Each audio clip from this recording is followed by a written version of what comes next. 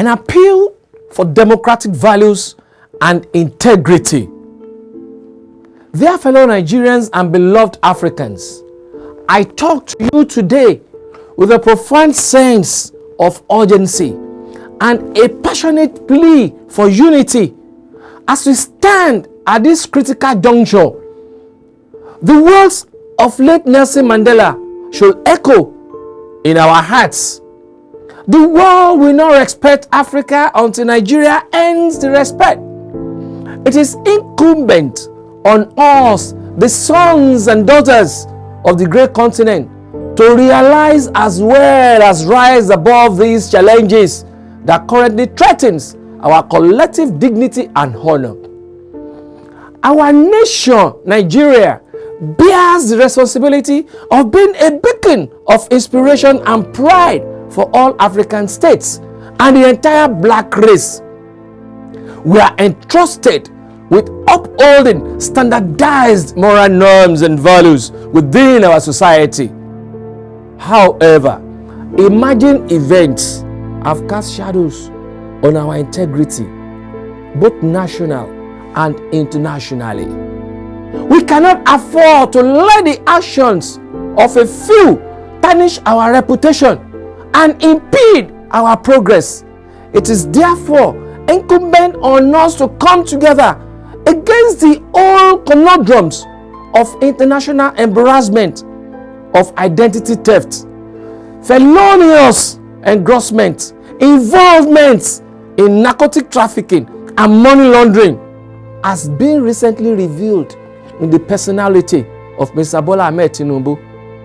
These zero integrities have become more embarrassing and ostracizing, which should not be tolerated, as other world leaders will be finding it difficult to condone a relationship with the newly imposed Nigerian leader based on his moral deficits that will ultimately impugn a negative backlash effect on them back home, as no amount of rainfall can wash away the leopard spots.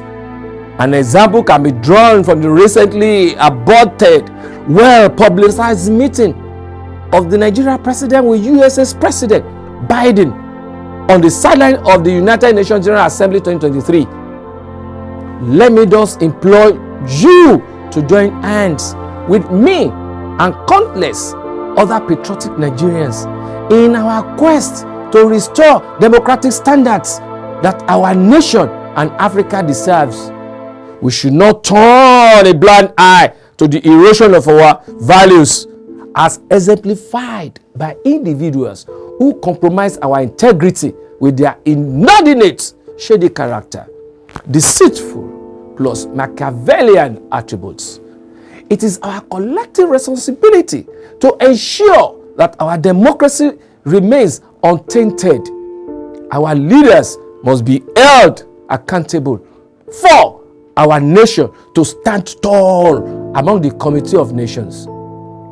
Consequently, I am therefore reaching out to all the leaders of government in Africa and black race in its entirety, without any form of primordiality, to join voices together with our Western world leaders, inclusive of International League of Jurists, that manifests democratic purposes with the intention and resolve to treat decisively the current democratic systemic cancer bedeviling Nigeria.